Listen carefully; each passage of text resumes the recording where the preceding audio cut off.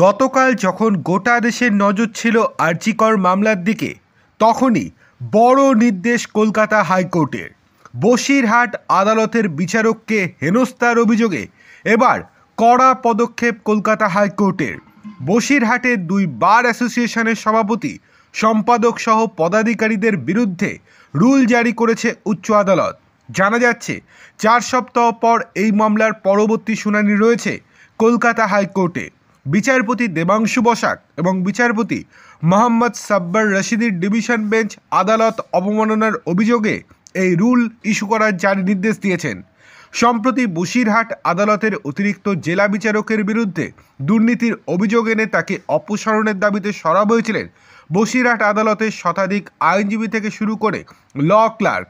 এই নিয়ে বসিরহাট আদালতে এডিজির দপ্তরের সামনে বেশ কিছুক্ষণের জন্য অবস্থান বিক্ষোভ দেখিয়েছিলেন বিক্ষোভকারীরা। লাগাতার এই বিক্ষোভের জেরে এক প্রকার স্তব্ধ হয়ে গিয়েছিল বসিরহাট আদালতের কাজকর্ম।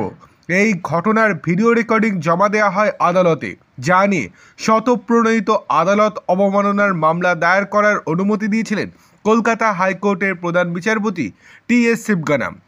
বসিরহাট আদালতের এই মামলা শোনার জন্য বিশেষ বেঞ্চ গঠন করেছিলেন উচ্চ আদালতের প্রধান বিচারপতি। সেই অনুযায়ী বুধবার বিচারপতি বসাক ও বিচারপতি রশিদির ডিভিশন বেঞ্চে এই মামলার শুনানি হয়।